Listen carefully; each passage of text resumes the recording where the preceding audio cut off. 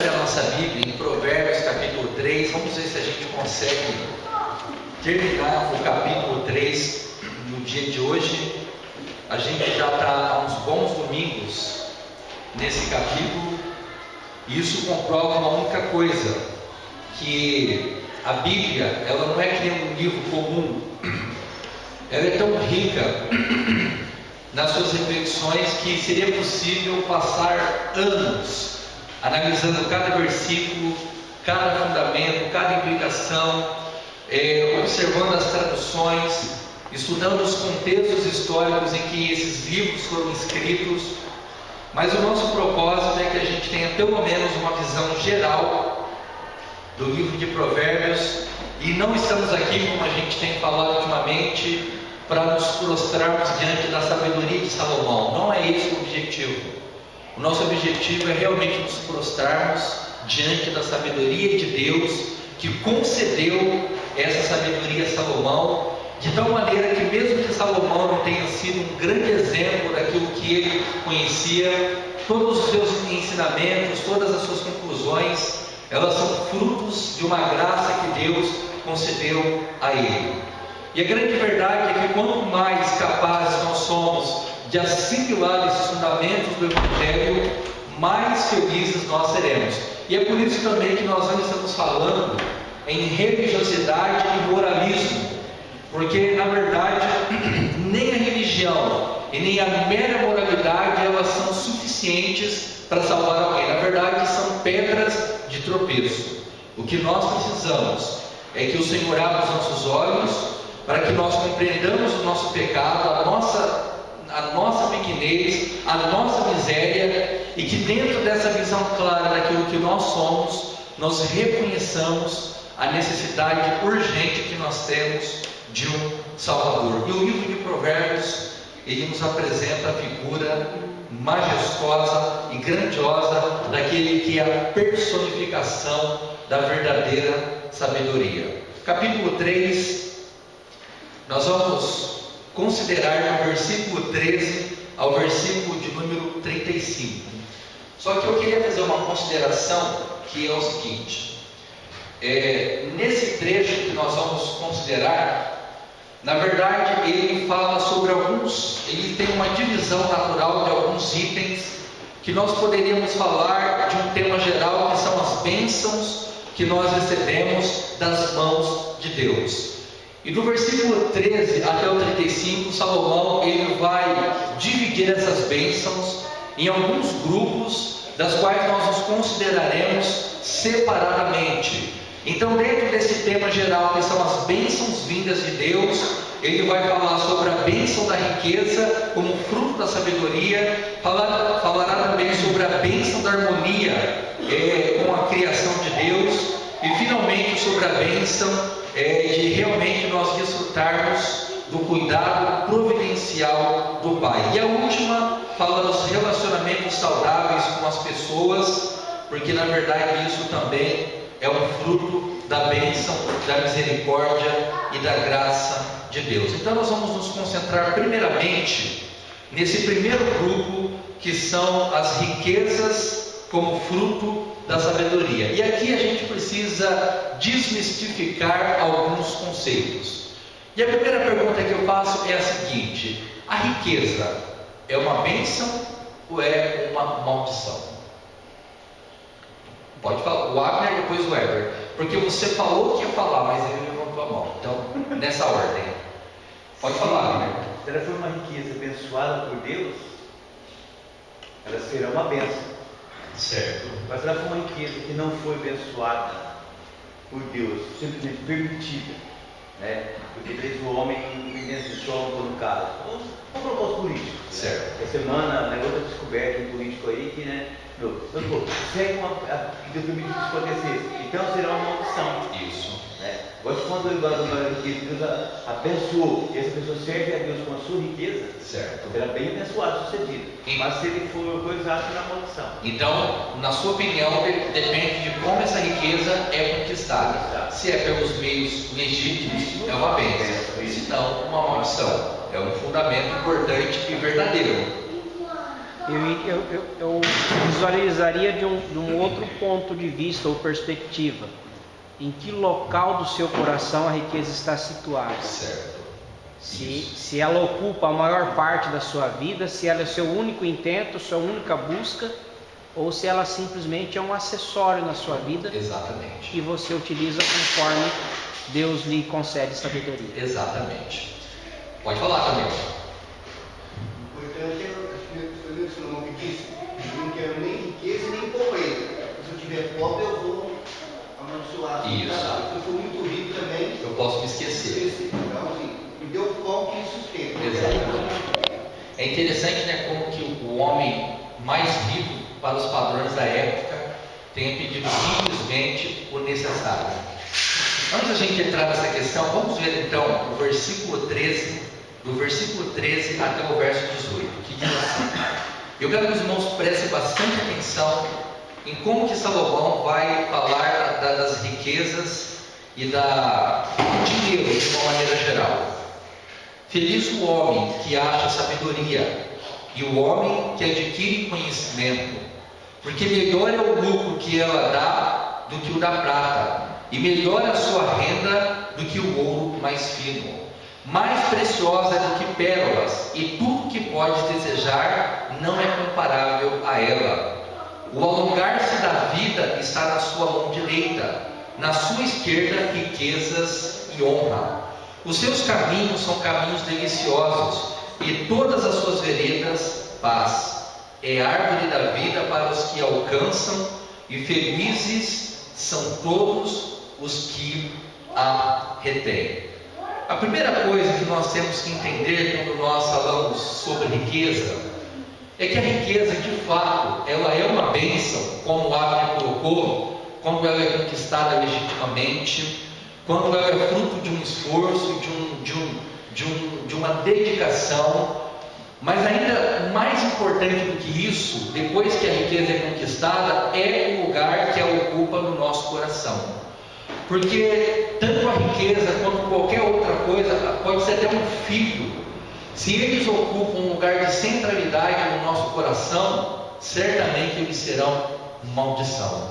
Qualquer coisa que tenha proeminência no coração humano será uma maldição para a pessoa que a possui. Porque todas as coisas que nós amamos acima de Deus, elas não têm estrutura em nenhum sentido para receber qualquer tipo de adoração ou qualquer tipo de veneração. Mas o ponto que eu quero que você entenda, que muito mais importante do que a riqueza material, muito mais importante do que uma conta bancária cheia de dinheiro, muito mais importante do que as coisas que o dinheiro pode comprar, é de fato a sabedoria. O versículo 13: feliz o homem que acha sabedoria e o homem que adquire conhecimento. Então o que Salomão está dizendo é que é muito bom ter coisas que o dinheiro pode comprar. É muito bom. É muito bom quando você quer comprar um celular, você entra na internet, você não se preocupa com o preço, você simplesmente sabe o que você precisa, você sabe o que você quer, e você despreocupadamente você pode comprar o que você achar melhor. Eu fico imaginando as pessoas que têm muito dinheiro, quando elas entram numa concessionária de carros, por exemplo, pessoas que não precisam se preocupar com o valor. Um carro que custa 100 mil, 500 mil, se ele alcançou o gosto da pessoa, então eu fico imaginando como é a vida de uma pessoa que tem um poder financeiro. Mas o que Salomão vai mostrar para a gente de uma maneira muito interessante é que o dinheiro, embora aparentemente ele seja a maior de todas as bênçãos, a sabedoria de Deus, ela tem um valor inestimável. Porque o dinheiro, ele compra coisas, mas a sabedoria de Deus, ela dá significado para as coisas. O dinheiro, ele pode servir para ostentar e para você ter um poder de influenciar o meio que você vive. Mas a sabedoria, ela vai ajudar você a resolver os seus problemas internos. Na semana retrasada, o mês passado, não me lembro bem, eu estava vendo uma notícia de um jovem que morava na Europa, um jovem estilista que havia tirado a sua própria vida. Sempre que eu vejo uma notícia de alguma coisa dessa natureza, eu procuro ler para tentar entender. Quando eu estava lendo a história desse rapaz, eu achei interessante que ele era filho de um sheik do Oriente Médio, então ele era herdeiro daqueles bilionários, e que na verdade ele seguiu o mesmo caminho que o irmão dele mais velho seguiu. Os dois tiraram a vida, só que com um espaço de anos. Então vejam que se o dinheiro ele tivesse o poder de dar um significado para a vida, pessoas ricas não tomariam essas decisões. O que Salomão está mostrando para nós não é um argumento contra o dinheiro ou contra as coisas materiais, mas ele está dizendo que se você tiver que buscar alguma coisa na sua vida, busque a sabedoria, porque o homem que acha a sabedoria, ele adquire o conhecimento, certamente ele terá tudo que ele precisa. O dinheiro, ele influencia o exterior e aquilo que é visível, mas a sabedoria transforma o interior e aquilo que é invisível. O dinheiro compra coisas, mas não pode transformar um imprudente em sábio.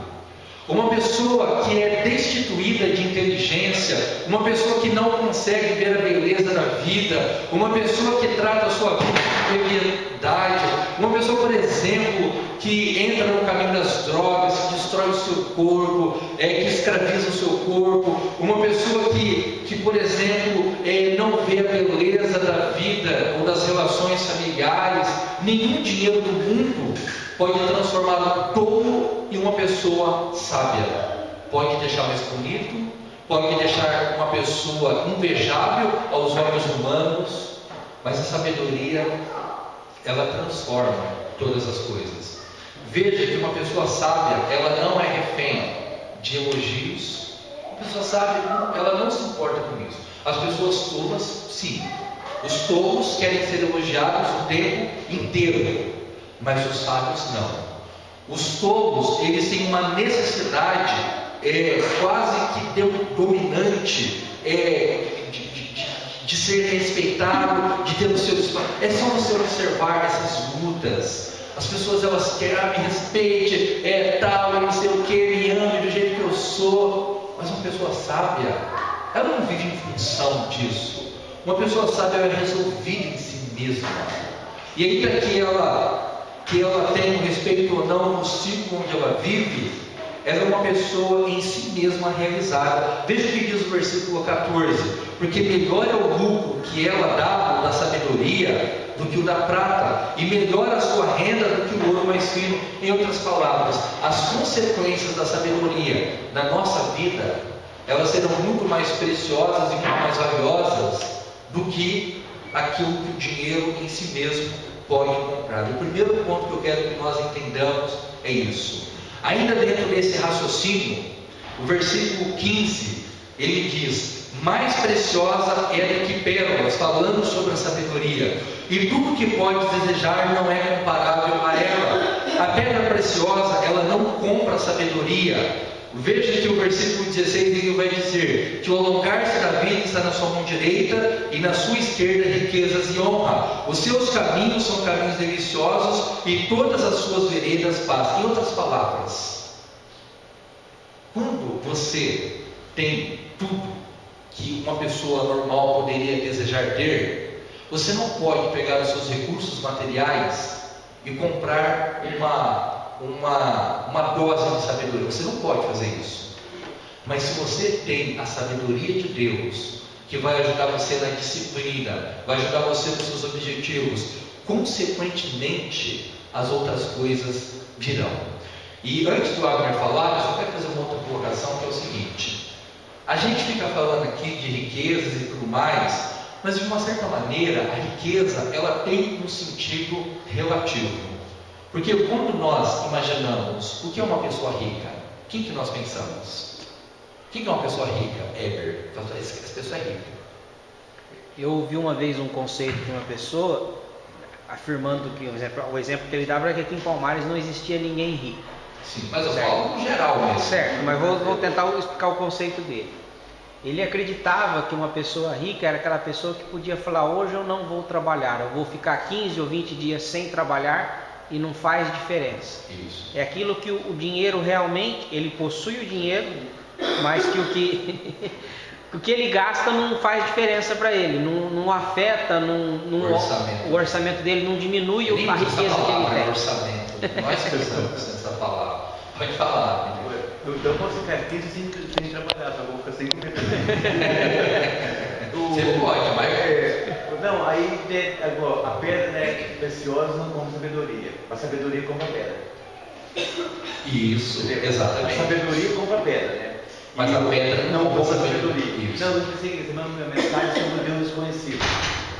Lá quando Paulo pegou o Deus desconhecido, né? Isso. Então o quê? Então todo mundo tem tudo, mas ele tem algo desconhecido nele ainda. Depois tem riqueza que for. Isso. Mas tem alguma coisa desconhecida, que é a sabedoria de Deus, né? Exatamente. Pode falar. Vamos dar mais um exemplo utilizando a pérola. A história conta que diz que Cleópatra, quando quis impressionar Marco Antônio, pegou uma pérola e dissolveu no vinagre e a tomou. E os romanos achavam que a pérola era um dos instrumentos das coisas mais valiosas que existiam. No entanto, isso não fez com que ela ficasse viva, com que o pé dela deixasse de cair, com que ela se matasse e tudo mais. Mas deve ter dado um problema no estômago, porque bebeu uma pérola. Veja bem, quando nós falamos de uma pessoa rica, nós imaginamos o Neymar, por exemplo. Neymar é um sujeito riquíssimo. A maioria dos jovens queria ser como o Neymar. Só que existem pessoas na Venezuela que quando olham para nós, o que eles pensam de nós? Nós somos Riquíssimos.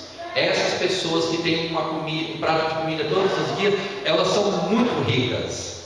E com certeza tem lugares ainda mais pobres do que na Venezuela, que ao olharem para as pessoas da Venezuela, eles pensam, a vida dessas pessoas ainda é melhor do que a nossa. E aí você pode pensar, não tem ninguém pior do que alguém que vive na Venezuela. Tem.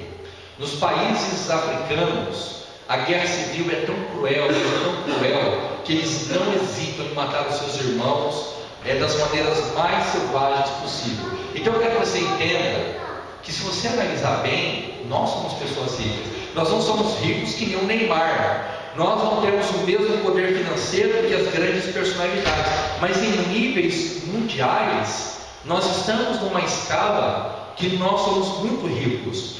Mas o que eu quero que você entenda é que independente dessa riqueza, independente dessa condição de vida, a felicidade, o bem-estar e a paz com Deus, elas não são consequências naturais do financeiro ou do resultado ou do investimento financeiro. Na verdade, essas bênçãos, elas são garantidas àqueles que vivem pela sabedoria de Deus. Então, tudo para dizer uma coisa muito simples. Se nós entendemos que a sabedoria é a maior de todas as riquezas, por que nós desperdiçamos o nosso tempo conquistando e buscando coisas que a traça e a ferrugem corroem?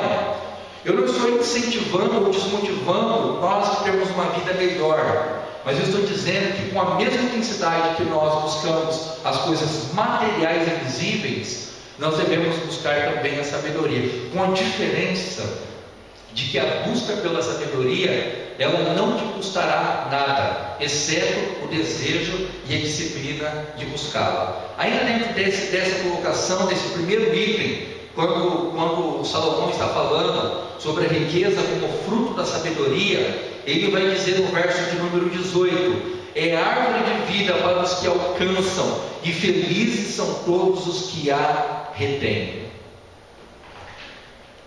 Eu já vi, assim, inúmeras pessoas, ou pelo menos algumas pessoas, que tentaram muitas coisas na vida e nada foi suficiente para salvar essa pessoa.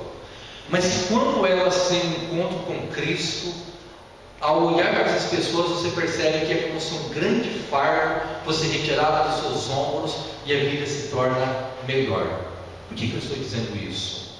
Porque dentro da literatura, dessa literatura e dessa estrutura de pensamento, o que Salomão está dizendo é que quando nós alcançamos e recebemos essa sabedoria, ela será árvore de vida para aqueles que alcançam, e a última expressão, felizes são todos os que a retêm. Que interessante, né? Que expressão maravilhosa! Felizes são todos os que a retêm. Não há nada que possa proporcionar essa felicidade que não seja a sabedoria de Deus. E veja, quando nós estamos falando da sabedoria de Deus, nós estamos falando de quem? O Criador de tudo. Sim, mas especificamente de uma pessoa. Jesus Cristo. De Jesus. Aí você poderia dizer, só um instantinho lá, Salomão viveu talvez mais ou menos, se Isaías viveu 800 anos antes da vinda de Cristo, e na verdade Salomão viveu antes ou bem antes de Isaías, então nós poderíamos dizer que Salomão viveu pelo menos mais de 1000 anos antes de Cristo. Como que poderia estar falando disso? Porque na verdade ele era um instrumento iluminado por Deus, e tudo que ele escreve, embora tivesse um sentido real para a sua época, apontava para uma verdade futura. E como nós temos o cânon das Escrituras completa na nossa mão, então nós temos a capacidade de saber que quando ele está falando da sabedoria, ele não está falando de uma técnica, ele não está falando de uma disciplina, ele não está falando de uma filosofia de vida, mas ele está falando de uma pessoa. E esse conceito fica muito mais claro quando nós lemos o Novo Testamento. Pode falar, né? Na Bíblia nós temos duas mulheres, duas irmãs, né? Na mesma casa, com dois pensamentos diferentes. Isso. Maria e Marta. Isso. Maria buscou sabedoria, né? E quando chegou, ela queria ouvir Jesus. Exatamente. Queria conhecer a sabedoria, queria ir aos pés de Cristo, né? Então, enquanto Marta se preocupava Os afazeres. Queria coisas do mundo. Seria essa coisa, ela queria fazer as coisas, né? Exatamente. Então, nós vemos que Maria não quer, ela procurou ficar com Cristo, sabedoria. Exatamente. Com Cristo, né? Isso. Então, ela melhor seria sabedoria, né, do que as outras coisas. Exatamente. Que é um reflexo da visão humana normal. A gente está preocupado com uma rotina, com a correria, e aí a gente não para dentro desse período de 24 horas que formam um dia, para a gente orar, para a gente ler, para a gente meditar, para a gente se relacionar com aquele que dá sentido à nossa vida. E nós estamos cada vez mais superficiais no nosso relacionamento com Deus. São tantas devocionais, são tantas coisas. Eu não estou dizendo que elas são ruins em si mesmas, mas elas não podem substituir, por exemplo, a nossa leitura da Bíblia, a nossa leitura, a disciplina de como nós nos relacionamos com o grande livro que é a Bíblia. Ela não pode substituir, por exemplo, nós não precisamos desses intermediários. Ah, pastor, ora por mim. Por que você não coloca os seus pés, os seus joelhos no chão e ora por você mesmo? É muito bom saber que tem pessoas orando por nós, mas é melhor quando você fala com o seu pai diretamente. Quando você pede para alguém dar um recado para o seu pai, ele até pode dar um recado, mas quando você fala com o seu pai, você vai falar do melhor jeito, da melhor maneira possível. Então veja, por que a sabedoria ela produz felicidade para aqueles que a retêm? Porque na verdade ela é tudo que nós precisamos. Lá no Jardim do Éden, só para a gente encerrar esse pequeno trecho, nós temos então duas árvores. Tínhamos duas árvores: a árvore do conhecimento do bem e do mal, e tínhamos também a árvore da vida. Qual que era o projeto, a proposta inicial? Se Adão e Eva não tivessem pecado, e se eles tivessem sido zelosos, e eles tinham toda a capacidade moral e espiritual para cumprir aquele mandamento, então, consequentemente, eles tomariam da árvore da vida, que eternizaria a condição. Mas aí, à medida que eles foram seduzidos, enganados por Satanás, usando aquela serpente, e ao tomar a árvore do conhecimento do bem e do mal, eles quebraram uma regra. Veja, não havia nenhum elemento místico naquela árvore. Ela não tinha um poder sobrenatural sobre ela, ou um tipo de um veneno que quando eles comessem aquele fruto, eles ficariam amaldiçoados. Não é aí que está a maldição. A maldição consiste na desobediência. Poderia ser qualquer coisa. Se Deus tivesse dito, você não passa daqui para lá, e eles passassem, seria a quebra de um mandamento. Mas veja que essa sabedoria, ela é, na verdade, a árvore da vida para os cristãos que se apegam a ela. Eu gosto muito dessa imagem de Jesus, que é usada lá em João capítulo 15, quando ele fala: eu sou a videira e vocês são os frutos ou os ramos. E ele diz que os ramos não podem dar frutos se não estiverem ligados na onde? Na videira. Então essa analogia é perfeita. Se nós não estivermos conectados em Cristo, que é a videira, que é a raiz, que é a árvore, que é de onde produz a seiva, que é de onde produz a vida, então naturalmente, consequentemente, em qualquer outro lugar que nós estivermos conectados, não produzirá essa vida que fluirá para nós. Jesus é a personificação da verdadeira sabedoria. Ele é a própria árvore da vida, como nós vemos lá em João capítulo 15. Então, quando Salomão diz que felizes são todos os que a retêm, e tendo a revelação já completa como nós a temos, nós podemos afirmar com certeza que se nós estivermos em Cristo, e se Cristo estiver em nós, nós seremos e somos os mais felizes dos mortais. Tá certo? Alguém quer falar alguma coisa sobre essa primeira parte? Pode falar aí. O maior desafio hoje do cristão é ser crente onde não acontece nada. Porque hoje as pessoas querem milagres, querem que aconteça na sua vida, eu quero isso, eu quero aquilo. Mas o maior que nós temos é ser cristão onde muitas vezes não sentimos nada e não acontece nada. Exatamente. Esse é o desafio. Você ser crente, vir na igreja, orar, ler a Bíblia, só que tem hora que você não sente nada. Exatamente. Nem essas coisas sobrenaturais. Eu preciso disso. Não, apesar só de você acordar e respirar já é um milagre de Deus. Com certeza.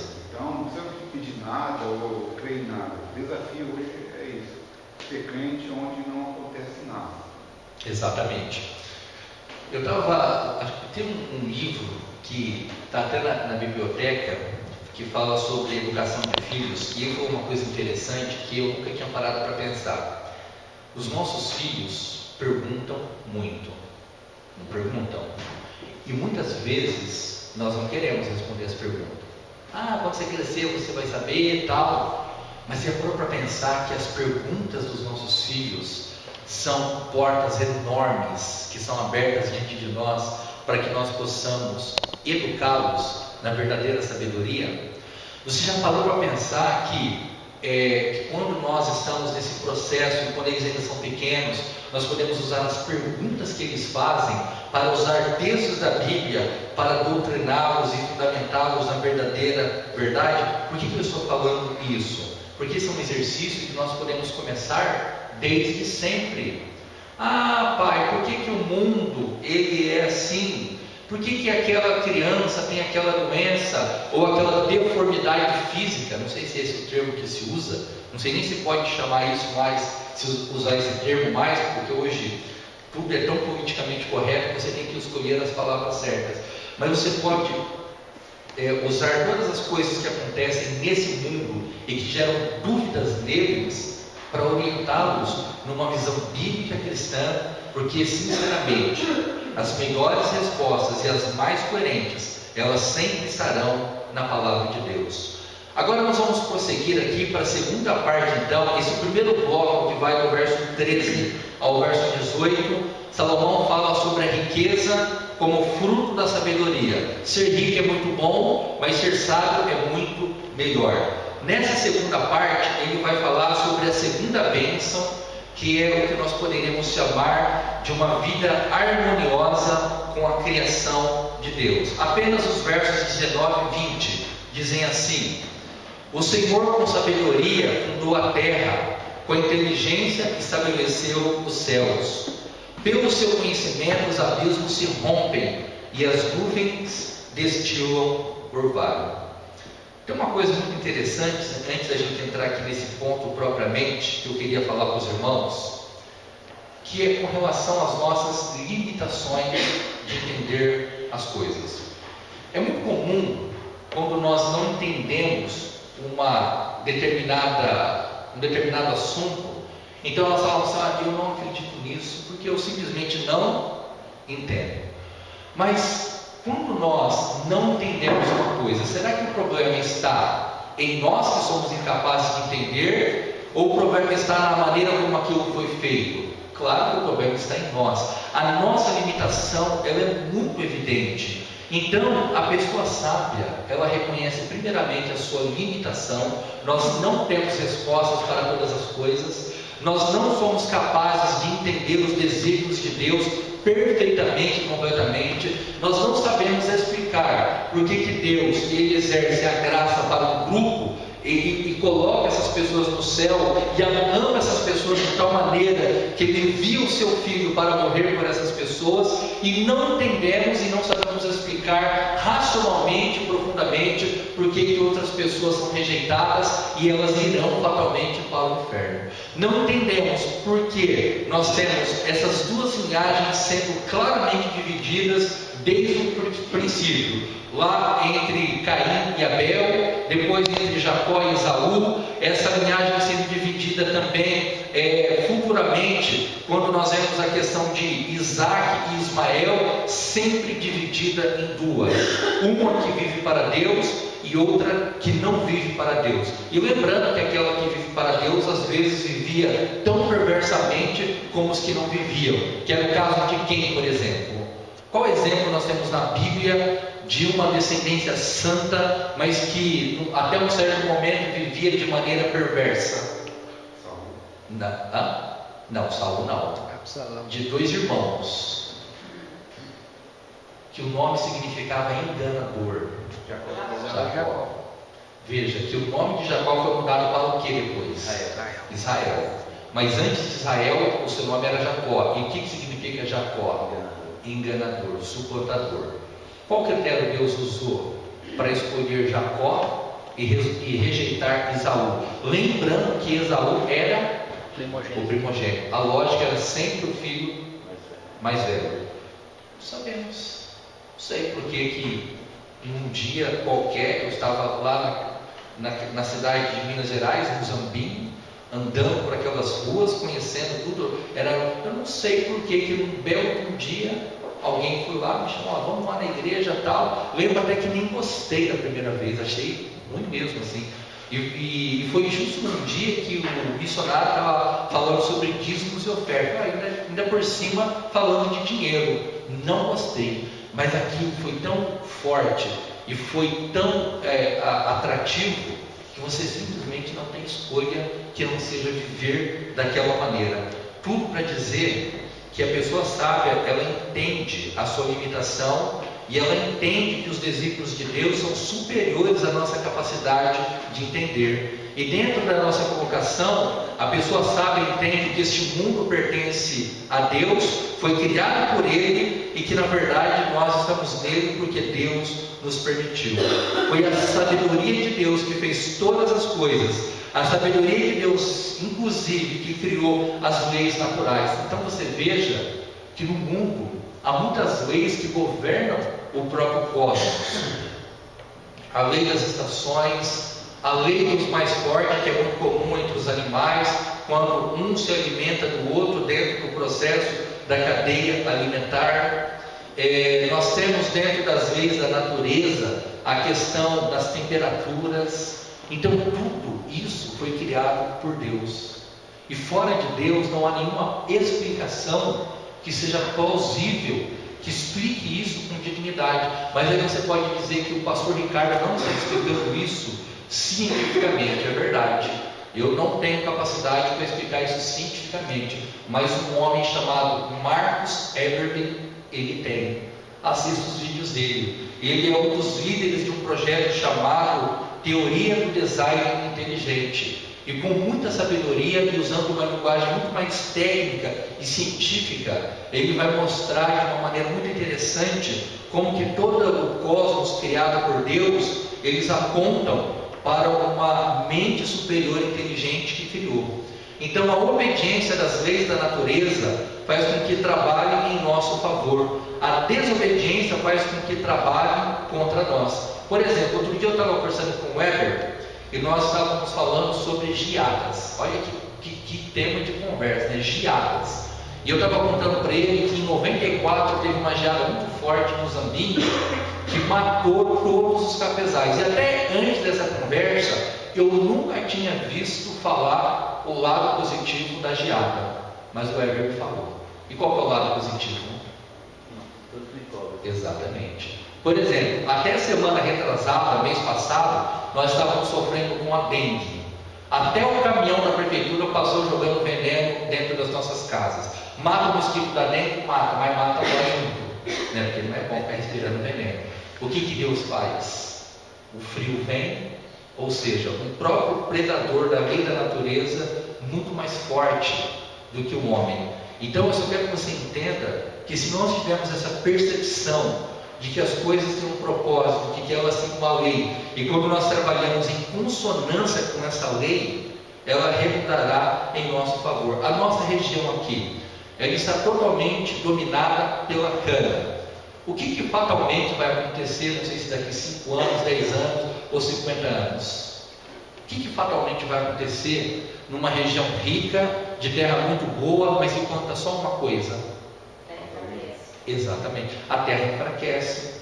Se esse setor da indústria, da economia entrar em crise, todos nós entraremos em crise. O que seria uma visão bíblica mais inteligente? Como lá, né?